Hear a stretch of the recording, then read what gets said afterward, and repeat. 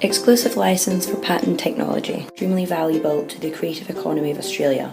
Protection of innovation is vital. There are ways to allow use of patent technology once you have sought out protection, one of these being a licence. These licences are governed by the Patent Act 1990. A licence does not transfer ownership from the patent owner to the licensee, it simply gives permission for the use of the patent.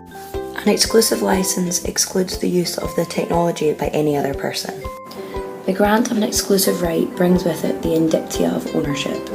Patent owners essentially surrender patent rights to the licensees. The rights granted under the exclusive licence are set out in the Patent Act. Consent. Commence remedy for infringement, contest infringement, and contest other licences. The exclusive licence may be limited on the field of use or for a specified time or by territory. Damergold against Jai Products is an example of an exclusive licence limited by territory. An exclusive licence was granted despite a similar licence already being in existence. The previous licence was to sell goods overseas and not in Australia, therefore it was out with the protection of the exclusive licence of Australia. The case of Bristol Myers Squibb against Apotex sets out another limitation.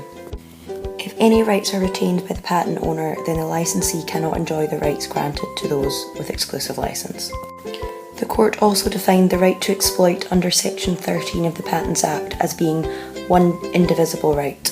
A further limitation is that only one exclusive licensee can be appointed by the Patents Act. This was affirmed in the case of Re Impartial Chemical Industries Limited. How is an exclusive licence granted? To establish whether an exclusive licence has been granted, we must look to the rights that are afforded to the licensee. When entering into a new licence agreement, the patentee and the licensee will need to negotiate the precise terms of the rights and obligations in relation to the patent. There is no requirement that the agreement be in writing, it may also be an oral agreement. Once an exclusive licence agreement has been formed, the licensee can request registration of his or her interest in the patent. This can be done by an application under Section 187 of the Australian Patents Act. This involves filling out a form and providing evidence to support this request and submitting it via post or through online submission. To sum up, exclusive licence can be granted over patent technology. They create prima facie ownership rights for the licensee.